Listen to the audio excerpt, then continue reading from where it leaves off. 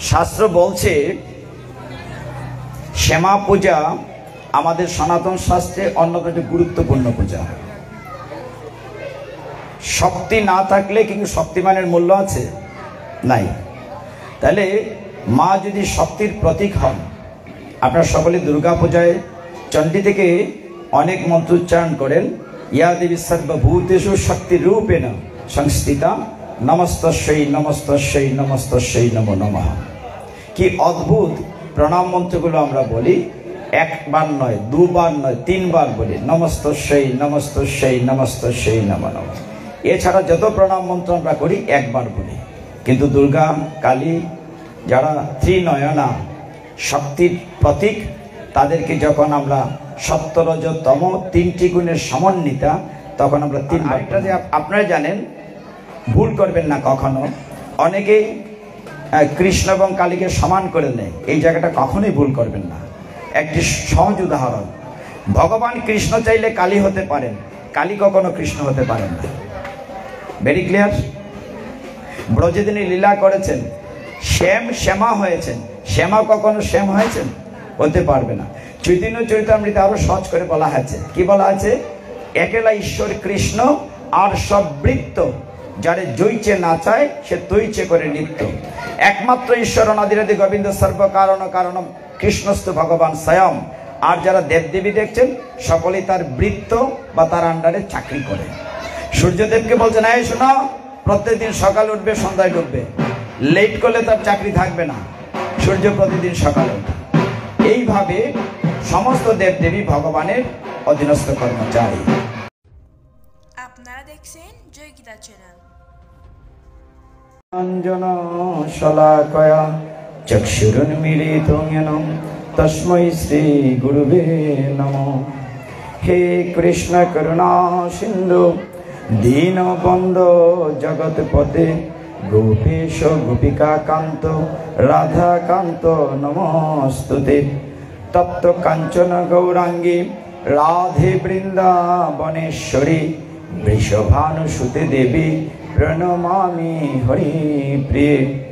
নম মহাবদান্নায় কৃষ্ণ প্রেম প্রদায়তে কৃষ্ণায় কৃষ্ণ চৈতন্য নাম্নে গৌরতীশে নমঃ। নারায়ণ নমস্কৃত্য নরং চৈব নরোত্তমং দেবীং সরস্বতীং ব্যাসং ততো জয় মুদিরয়েৎ। নময়ং বিষ্ণুপাদায় কৃষ্ণ প্রেষ্ঠায় ভূতলে শ্রীমতে ভক্তি বেদান্ত স্বামিনীতে নামিনে। নমস্তে সরস্বতী দেবী গৌরবাণী প্রচারিণে নির্বিশেষ শূন্যবাদী পাশ্চাত্য দেশ তারিণে। বাঞ্ছাকল্পতরুভ্যশ্চ কৃপা সিন্ধুভ্যো এব চ পতিতানাং পাবনেভ্যো বৈষ্ণবেভ্যো নমো নমঃ। আমরা কৃপা করে হাত তুলি। জয় শ্রী কৃষ্ণ চৈতন্য প্রভু নিত্যানন্দ শ্রী অদ্বৈত গদাধর শ্রীবাসাদি গৌর ভক্ত বৃন্দ। হরে কৃষ্ণ কৃষ্ণ কৃষ্ণ হরে হরে, হরে রাম রাম রাম হরে হরে। হরে ওম তৎসৎ।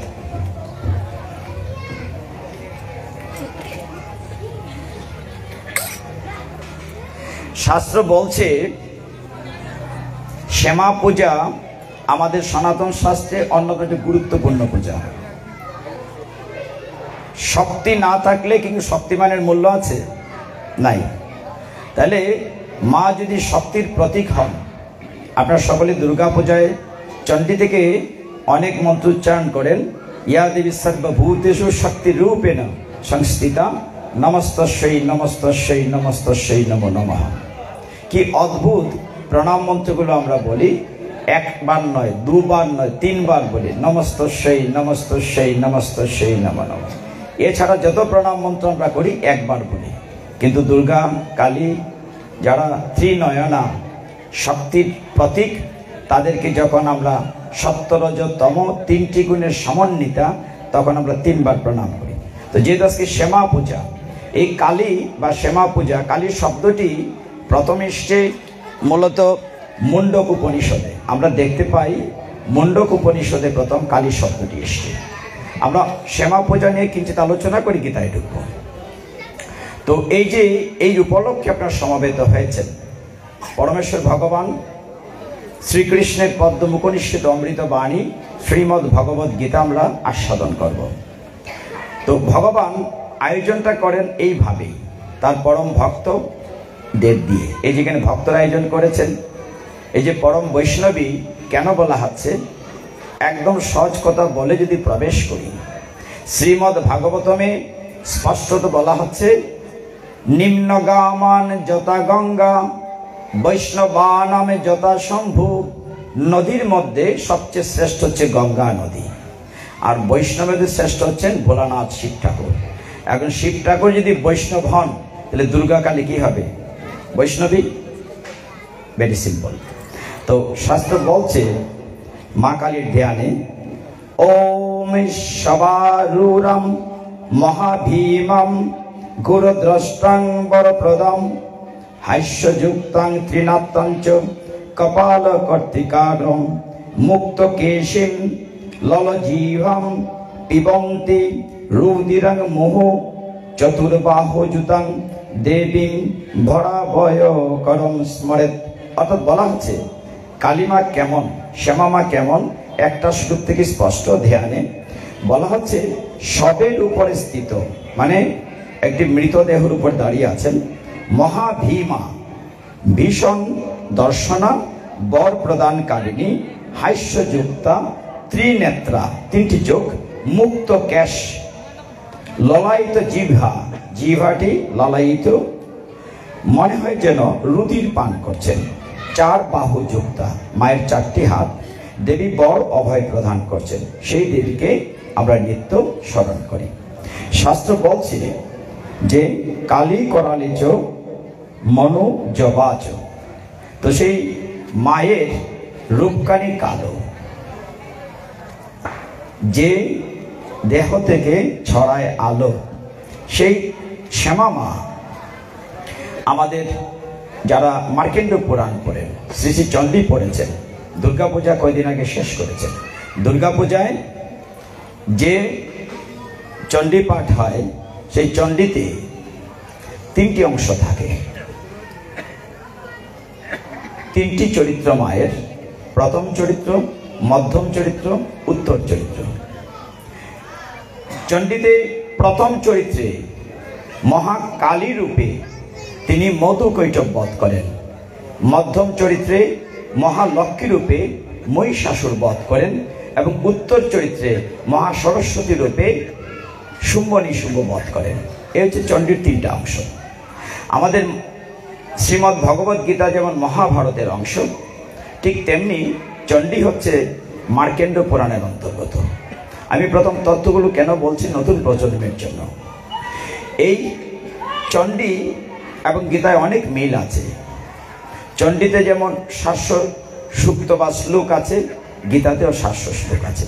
এই জন্য গীতাকেও সপ্তশতী বলা হয়, চণ্ডীকেও সপ্তশতী বলা হয়। আপনি যদি মায়ের মূল ঠিকানা দেখেন, আমরা যে ধ্যানটি বললাম, মায়ের চতুর্ভুজ, চারটি হাত, দক্ষিণ হাতের উপর দিকে অভয় চিহ্ন। আমরা যারা মায়ের অবুধ সন্তান, তিনি অভয় ধান করছে, যে তোরা ভয় পাস নে, আমি তোদের মা, আমি সমস্ত বিশ্ব ব্রহ্মাণ্ডের শক্তি আমার কাছ থেকেই যাবে, এই জন্য অভয় দান করছে। তো ডান দিকের বা দক্ষিণ উপরের হস্তে অভয় দান করছেন, নিচের হাত দিয়ে তিনি বর প্রদান করেন। একই সাথে দুটি হাত মুক্ত থাকে। একইভাবে মায়ের হরে কৃষ্ণ, যদি বৈষ্ণব বা বড় ভক্ত থাকে, আমি হয়তো ভগবানের কাছে সরাসরি পৌঁছতে পারি না, কিন্তু বৈষ্ণবীর সাথে যদি বা বৈষ্ণবের সাথে সম্পর্ক থাকে, তিনি তো ভগবানের প্রিয় মানুষ, তাহলে তার মধ্য দিয়ে আমরা ভগবানের কাছে পৌঁছাতে পারি। এই জন্য পূজা অর্চনাগুলো করা হয়। তো শ্যামা মায়ের আমরা বিভিন্ন ধ্যান নিয়ে কথা বলছিলাম, 5 মিনিটে শেষ করব, এটা অনেক না সময় দেব না, গীতায় চলে যাব। তো শ্যামা মায়ের আপনারা দেখেছেন চতুর্ভুজা, সবারুণা, এবং ডান দুই দিকের হাতটি অভয় এবং সন্তানকে আশীর্বাদের, বাম দিকে দুটো হাতে, উপরের হাতে কি আছে? খড়গ। ছবিটা মনে করেন মায়ের ছবিটি কেমন, বাম দিকের উপরের হাতে কি আছে? খড়গ। খড়গের প্রতীকটি হচ্ছে আপনার কর্মবন্ধন মুক্ত করা। আমরা যে একটি বন্ধনে এই মায়ার জগতে আছি, এই কর্মবন্ধন থেকে মুক্তির প্রতীক। কিন্তু বাঁ দিকের নিচের হাতে একটি খণ্ডিত মস্তক আছে, এতে বোঝানো হচ্ছে আবার কর্মে বন্ধন করা হচ্ছে। তিনি ইচ্ছে করলে মুক্তিও দিতে পারেন, আপনাকে কর্মে বন্ধনও করতে পারেন। সবচেয়ে অবাক করা বিষয়, মাকে বলা হচ্ছে মুন্ড মালিনী, মানে গলায় মুন্ডের মালা। আমরা কি জানি কয়টি মুন্ড থাকে? মুন্ড থাকে 50টা। যদিও যারা বিগ্রহ তৈরি করেন তারা এই তথ্য নিয়ে কথা জানেন না, অনেকেই মূর্তি তৈরি করেন। যেমনটা করলে হবে না, আমি যেরকমটা ধ্যান মন্ত্রটা বলেছি তার সাথে মিল রেখে করতে হবে। মুন্ড থাকবে মায়ের গলায় 50টি। 50টি কিসের প্রতীক? বর্ণের প্রতীক। স্বরবর্ণ ব্যঞ্জনবর্ণ মিলে 50টি বর্ণ আছে সংস্কৃতে। এই 50টি বর্ণের প্রতীক হচ্ছে 50টি মুন্ডমালা। মায়ের কোমরে মেখল থাকে খণ্ডিত হাতে, অনেকগুলো হাত থাকে, কাটা হাত। এটা হচ্ছে কর্মের প্রতীক।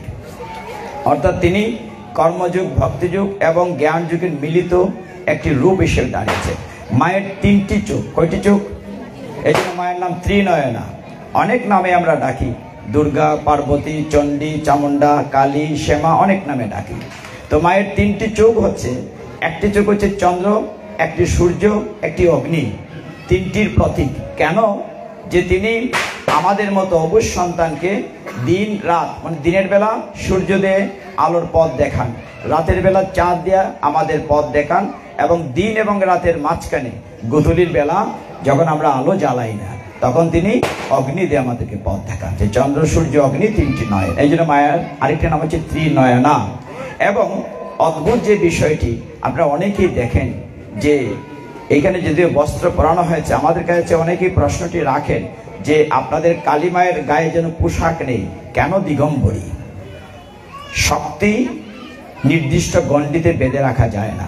সমস্ত বিশ্ব ব্রহ্মাণ্ড একটি শক্তির উপর দিয়ে চলছে, শক্তির কারণে চলছে। শক্তির কোনো সীমা রেখা নেই, সমস্ত বিশ্ব ব্রহ্মাণ্ড এই শক্তির উপরে আছে। এই জন্য তাকে বস্ত্র দিয়ে আবৃতা করা যায় না, এই জন্য দিগম্বরী। কত বড় বস্ত্র দিবেন? সমস্ত পৃথিবী না, সমস্ত বিশ্ব ব্রহ্মাণ্ডই তার অম্বর। এই জন্য তাকে বলা হচ্ছে দিক অম্বরী, দিগম্বরী।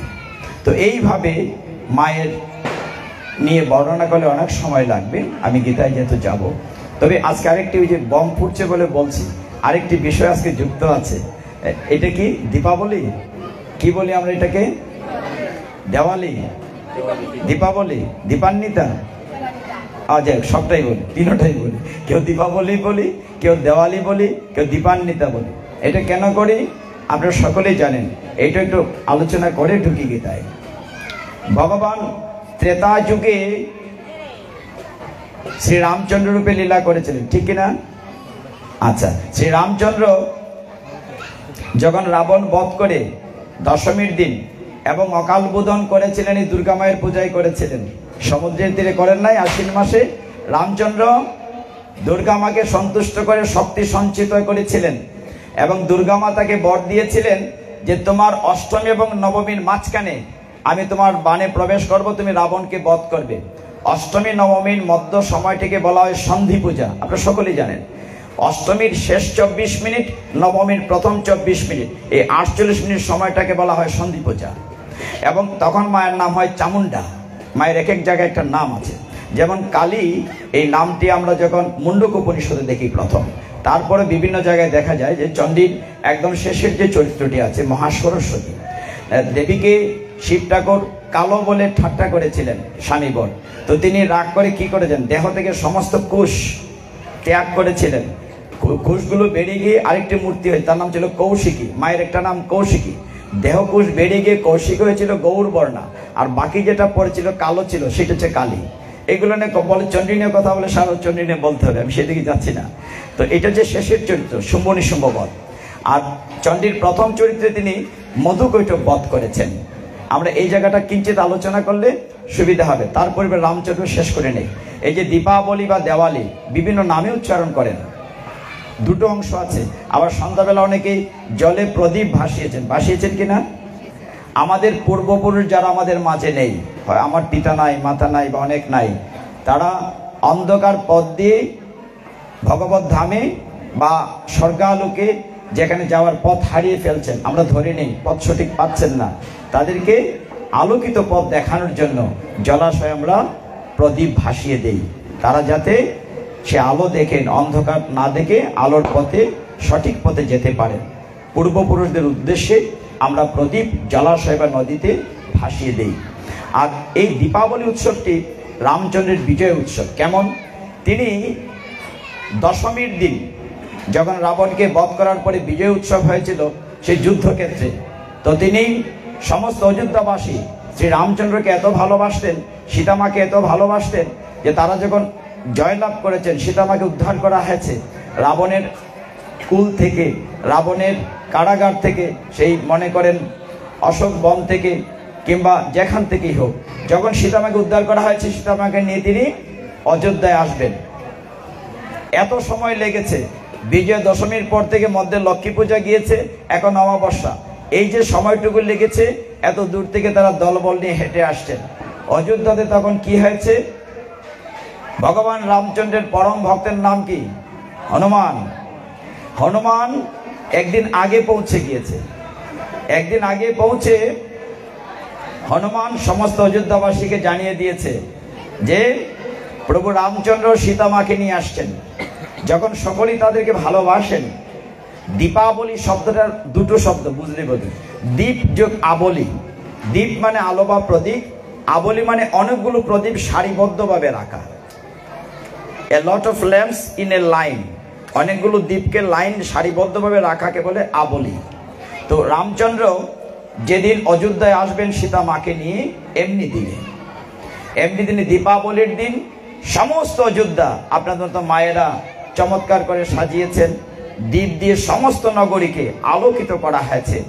ভগবান রামচন্দ্র সীতা মাকে নিয়ে আসবেন অযোধ্যায় ফিরে। আপনাদের কত আনন্দ যে রামচন্দ্রকে কত বৎসর বনেছিলেন? 14 বৎসর। এখন যাকে ভালোবাসেন তাকে 14 বৎসর পরে দেখছেন, কেমন লাগে বলেন? সভাপতি মনে প্রচন্ড আনন্দ। সেই আনন্দের বহিঃপ্রকাশ রূপে সমস্ত তোরণ রাস্তাঘাট সাজানো হয়েছে ভগবান রামচন্দ্রকে সীতামাকে রিসিভ করার জন্য। এই কারণ থেকে এই দীপাবলি উৎসবটি প্রচলিত হয়েছে। এই জন্য দেখবেন ভারতের অনেক জায়গায় রাবণের বিগ্রহ তৈরি করা হয়, বম বা বাজি দিয়ে তৈরি করা হয়, অনেক দূর থেকে তীর মারা হয়, রাবণ টাস টাস করে ফুটে যায়। ওগুলো টেলিভিশনে দেখা যায়, আমরা দেখি দূরদর্শনে বিভিন্ন জায়গায় এই অনুষ্ঠানগুলো করা হয়ে থাকে। তবে আজকের দীপাবলির দিনে ভাগবতের সবচেয়ে গুরুত্বপূর্ণ যে বিষয়টি সেটা বলতেই হবে। আপনারা সন্ধ্যাবেলা দীপ দিয়েছেন কাকে? কাকে দীপ দেখিয়েছেন? ভগবান দামোদরকে। আমি যদিও এখানে লিখেছেন গীতা পাঠ, আমি ভাগবত যাব না, কিন্তু এই কথা বলতে হবে। আপনারা দীপ দেখিয়েছেন। আজকের দিনে দীপটা সবচেয়ে বেশি গুরুত্বপূর্ণ, কারণ নন্দ মহারানী তার পুত্র কানাইকে, ভগবানকে না, তার পুত্র কানাইকে, কথাটা খেয়াল করেন, ভগবানকে না, আমাদের কাছে ভগবান, নন্দ মহারানীকে তার ছেলে, দুষ্ট নটগট দুষ্ট ছেলে কানাইকে এই দীপাবলির দিনে তিনি দাম মানে দড়ি, উদর মানে পেট, দড়ি দিয়ে পেটে বেঁধেছেন। এই জন্য মাসটির নাম দাম যুগ উদর দামোদর। এই কারণে এই দিনে দীপাবলির দিনে নন্দ মহারানী তার নটগট কানাইকে, দুষ্ট ছেলেটিকে এই দিন বেঁধেছিলেন। এই জন্য এই মাসটিকে আমরা বলি দামোদর মাস। আমি যাব না দামবন্ধন লীলায়, এটা শ্রীমদ্ ভাগবতমের 10ম স্কন্ধের 9ম অধ্যায়। তো এইখানে গেলে আলোচনা লম্বা হবে, গীতায় যাব। তো আরেকবার সুযোগ হলে, শুধু একবার চৈতন্য চরিতামৃত আলোচনা করে গেছে, আজকে সাবজেক্ট দিয়েছেন গীতা বলতে হবে। মানে একদিন ছিল বাংলা পরীক্ষা, ইংরেজি পরীক্ষা, আরেকদিন হয়তো গণিত পরীক্ষা হবে। এখন আমি যদি ইংরেজি পরীক্ষায় বসে অঙ্ক লিখি হবে? আমি যত ভালোই অঙ্কই জানি, ভাগবত যতই জানি, আজকে ভাগবত বলা যাবে না, সাবজেক্ট দেওয়া হয়েছে গীতা। কিন্তু এটা আমরা জানলাম যে এই দিনে, সেদিন নন্দমারানীর পরনে ছিল হলুদ রঙের শেফরন কাপড়। কি রঙের কাপড় বলেছে? হলুদ রঙের। কেন জিজ্ঞাসা করছে জানেন? ভাগবত গীতা পাঠের আসরে কলির 2টা মেয়ে আছে, একটা হচ্ছে আলস্য, একটা হচ্ছে নিদ্রা। ও এসে ঢুকে যাবে, আপনাদেরকে অ্যাটাক করবে। দেখেন বিশেষ করে জপতলিতে যখন নাম নেন তখন 2-4টা ঠুকর দেয় না? তাহলে কি করতে হবে? বলতে হবে হরি বল, হরি বল, হরি বল। তাহলে আপনার এই গাছে যখন পাখি বসে জোরে হাততালি দিলে কি হয়? পাখি উড়ে যায়। তারপর মায়া নিদ্রা, ও মায়াটা তো বলি নাই, কালী রূপে তিনি মধুকৈটবকে বধ করেছেন। 5 মিনিট বলি প্রভু, না হলে তো আজকে কালী পূজার দিন মা কালী আমাকে নাম্বারে তো দশমীতে 2 দিয়েছেন, মধ্যেখানে আবার পরীক্ষার ব্লক হয়ে গেছিল, আবার পরীক্ষা শুরু হয়েছে, তাহলে আমার পেপারের মার্কস তো পাবো না, যতই ভালো ছাত্র হই পরীক্ষার টাইম ওভার হয়ে গেলে নাম্বার পাবো না। চণ্ডীতে 3টা চরিত্রের কথা বলেছিলাম। একটি হচ্ছে প্রথম চরিত্র, যেখানে মায়ের নাম মহাকালী, যেখানে তিনি মধুকৈটব বধ করেছেন। মধ্য চরিত্রটা হচ্ছে মহালক্ষ্মী, যিনি মহিষাসুর বধ করেছেন। আর উত্তর চরিত্রটি হচ্ছে মহাসরস্বতী, যিনি শুম্ভ নিশুম্ভ বধ করেছেন। প্রথমটা বলি, এটা গীতার সাথে মিল আছে, তাহলে গীতার একটা শ্লোক বলেই বলে বুঝতে পারবেন। অর্জুন জিজ্ঞাসা করেছিল, কৃষ্ণ তুমি যে বলছো আত্মীয় স্বজনকে হত্যা করব, আমার তো মায়ার মানুষ, আমি কি করে মারি? তুমি তো মায়া সৃষ্টি করেছো। ভগবান বলছিলেন কোথায় মায়া সৃষ্টি করি? বলে না, তুমি না 7ম অধ্যায়ের 14 নম্বর শ্লোকে বলেছ, দৈবিহি এসা গুণময়ী মম মায়া দূরত্বয়া, যে আমার মায়া অতিক্রম করা কঠিন। তাহলে কি করে মায়া অতিক্রম করি? ভগবান কি বলেছিলেন? মাম এই বোঝে প্রপদ্যন্তে মায়া মেতাম তরন্তিতে, আমার কাছে যে আত্মসমর্পণ করে আমি তার মায়ার বাঁধন কেটে দিই। এখন দেখেন, মহামায়া আর যুগমায়া 2টি শব্দ আছে। ভগবান যখন অন্তরঙ্গ লীলা করেন যুগমায়া পরিবেষ্টিত হয়, যখন বহিরঙ্গা লীলা করেন তখন মহামায়া। যিনি কংসের কারাগারে এসেছিলেন অষ্টভুজা, তিনি যুগমায়া। যা হোক, মধুকৈটব বধ করেছিলেন মা কালী রূপে। কিভাবে? দেখেন, কালীর প্রভাবটা এখানে ছিল এই যে মায়া। আমরা সংশয় যে মায়ার আছি, মায়ার কারণে আমাদের স্মৃতি নষ্ট হয়ে যায়, সুস্থ চিন্তা নষ্ট হয়ে যায়। এই জন্য আমরা বারবারই বলি, তুমি মায়ার উপরে উঠো, মায়ের উপরে উঠো। সংসারের সন্তানের প্রতি কর্তব্য করো, কিন্তু মোহগ্রস্ত হইও না। যখন ক্ষীর সাগরে ভগবান বিষ্ণু শুয়ে আছেন, আপনার দৃশ্যটি খেয়াল করেন, ক্ষীর সাগরে ভগবান বিষ্ণু শুয়ে আছেন, তার নাভি কমল থেকে একটি পদ্মফুল বের হয়েছে। ছবিটা আপনারা দেখেন সকলে। সেখানে পদ্মফুলের উপরে কে থাকেন? জুড়ে বলেন, ব্রহ্মা। কে থাকেন? ব্রহ্মা থাকেন। ব্রহ্মা তো বুড়া বেটা নাকি? তার কয়টা মাথা? কয়টা? 4টা মাথা। তো একজন বিচারক এই বিচার করছে, বুঝতে পারছেন, এসে এরকম বসছে আর কি, তো ফয়সালা হচ্ছে। তো তার সাথে কন্ট্যাক্ট ছিল 10,000-এর। এখন তো রায় দিতে হবে, তো বলতে পারে না তার পক্ষে যে বলবে। এইবার দেখাচ্ছে ওই তো নেই, মানে বুঝাচ্ছে 10,000-এ হবে কিনা। তো ওই দিক থেকে বলছে স্যার একজনে, ওই তো না ওই তো নেই, মানে 10,000-এ ওই তো নেই। তারপরে যেটা বলতে চাচ্ছি যে মায়ের ব্রহ্মার কয়টি মাথা? আমি তো দেখিয়েছি ব্রহ্মার কয়টি মাথা, তাহলে ওই তো নেই। তো বলেন না ওই তো নেই। তাহলে হবিগঞ্জের মানুষ যদি হবিগঞ্জের ভাষায় 2-4টা কথা না হইতে কেমন হইতো? তবে ওই তো নেই। ব্রহ্মার আসলে কয়টা মাথা আছে? কয়টা দেখাইছি? 5টা মাথা আছে। তো আপনারা জানেন সবাই। আরেকটা মাথা কেটা খাইটা ফেলাইছে জানেন নি? শম্ভু ভোলানাথ। এটা আরেক কাহিনী, দিকে আজকে যাবো না। ব্রহ্মার 5টা মাথা ছিল, শিব ঠাকুরের 5টা মাথা। এই 5টা মাথা নিয়ে ব্রহ্মার অনেক অহংকার কাহিনী আছে, কিন্তু তার সরস্বতীর সাথে কন্যার সাথে তার অশুভ আচরণ কাণ্ডে শিব ঠাকুর রাগ করে তার একটা মাথা কেটে দিয়েছিল। এরপর থেকে ব্রহ্মার কয়টা মাথা? 4টা মাথা। এখন আমি খুব সংক্ষেপ করছি, আপনারা একটু বেশি সময় দিয়ে দেবেন ভবিষ্যতে আসলে, মানে আলোচনা করতে ভালো লাগছে, আপনারা শুনছেন ভালো করে।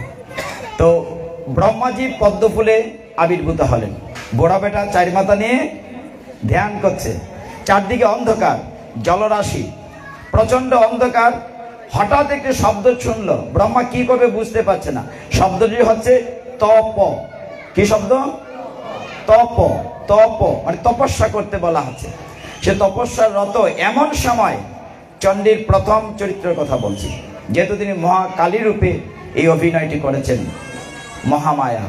তখন ভগবান নারায়ণের কর্ণমল থেকে 2টি দস্যু বা অসুরের জন্ম হয়েছে, মধু এবং কৈটব। কি নাম বলেছি? জোরে বলেন, কি নাম বলেছি? মধুকৈটব। তো মধুকৈটব অসুরের কাজ কি? অসুরের যে চরিত্র, মারামারি, কাটাকাটি, ওরা বের হয়ে দেখবেন না সহ্য হচ্ছে না, কার সাথে মাইট করবে, শরীরে একটা উত্তেজনা আসছে, এখন থেকে কেউ নাই, হঠাৎ থেকে পদ্ম ফুলের উপর একটা বুড়া বেটা বসে রয়েছে, তো তার সাথেই ফাইট। এখন তো তাদের কাজই হচ্ছে অসুরের কাজ তো অসুরের মতো। এখন মধুকৈটব বের হয়ে এই ব্রহ্মাকে আক্রমণ করেছে। এখন বুড়া বেটা কোন দিকে যায়, তাদের সাথে যুদ্ধ করে পারবে? শক্তিশালী দুই অসুর এখন ঘুরছে শূন্যের উপরে, আর ব্রহ্মাকে দৌড়াচ্ছে ওই দুইটি অসুর। কি নাম? মধুকৈটব। এখন তাকে কে সাহায্য করবে? একমাত্র ভগবান নারায়ণ। কিন্তু নারায়ণ তো যুগমায়া নিদ্রায় নিদ্রিত। খেয়াল করেন কথাটা, ভগবানের চোখ বন্ধ, ঘুমিয়ে আছে। এখন কি করে সাহায্য করবেন? তখন ব্রহ্মাজি মায়ের স্তুতি করেছিলেন, প্রচন্ড স্তুতি করেছেন, তুমি কৃপা করে ভগবান নারায়ণকে নিদ্রা থেকে মুক্ত করে দাও। যখন নিদ্রা থেকে মায়া সরে গেল, নারায়ণের নিদ্রা ভাঙলো, তখন তিনি বলেন যে প্রভু রক্ষা করেন। বলি কেন, কি হয়েছে? বলে ওই দেখেন দুইজন অসুর আসছে, আমাকে মেরে ফেলবে, এরকম চক্কর মারছে। নারায়ণ শঙ্খচক্র গদাবদ্ধধারী, তিনি মধুকৈটবকে বললেন, হে মধুকৈটব, তোমাদের কি একটু লজ্জাও করে না? তোমরা এরকম জোয়ান থাকলে দুইজন মানুষ আর একটা বুড়া বেটার দৌড়াইতেছ, যুদ্ধ করতে থাকলে আমার সাথে আসো, হ্যাঁ সাহস থাকে তো আমার সাথে আসো। ভগবান নারায়ণ তাকে রণাঙ্গনে আহ্বান জানালেন। মধুকৈটবের সাথে ভগবানের ফাইট হলো 1 বছর 2 বছর না, 100 বছর না, 1000 বছর, 5000 বছর যুদ্ধ। কেউ কাউকে নাহিচারে সমানে সমান। মধুকৈটবও হারে না, ভগবানও হারেন না, ফাইট চলছে ক্রমাগত। এত যুদ্ধ, শূন্যের উপরে, চারদিকে জল, সমুদ্রের মাঝখানে যুদ্ধ হচ্ছে। তো দেখেন মহামায়া বা মায়া যদি বলেন শব্দটি সংক্ষেপে, মায়া মানুষকে সঠিক সিদ্ধান্ত থেকে দূরে নিয়ে যায়, স্থিতিটি থেকে দূরে নিয়ে যায়। মধুকৈটব ভগবান নারায়ণের যুদ্ধ দেখে খুব খুশি হয়েছে, বলছে, হে বিষ্ণু, তুমি তো খুব ভালো ফাইট জানো, আমাদেরকে মারতে পারো নাই, আমরা অবশ্য তোমাদেরকে মারতে পারি না, তোমাকে আমরা বুঝতে পারলাম তুমি খুব ভালো যোদ্ধা, এত সুন্দর, একবার গদা দিয়ে একবার ওইটা দিয়ে সেটাতে যুদ্ধ করেছো, আমরা তোমাকে একটা বর দিতে চাই। ভগবানকে বলছে বর দিবে। সারা জীবন আমরা শুনি ভগবানে মানুষকে বর দেয়। মধুকৈটব বলছে যে আমরা তোমার ফাইট দেখে খুব খুশি হয়েছে, বলি না যে তোমার নৃত্য দেখে খুশি হয়েছে, বলছে তোমার ফাইট দেখে তোমাকে একটা বর দিতে চাই। তখন ওই যে মায়ার প্রভাব,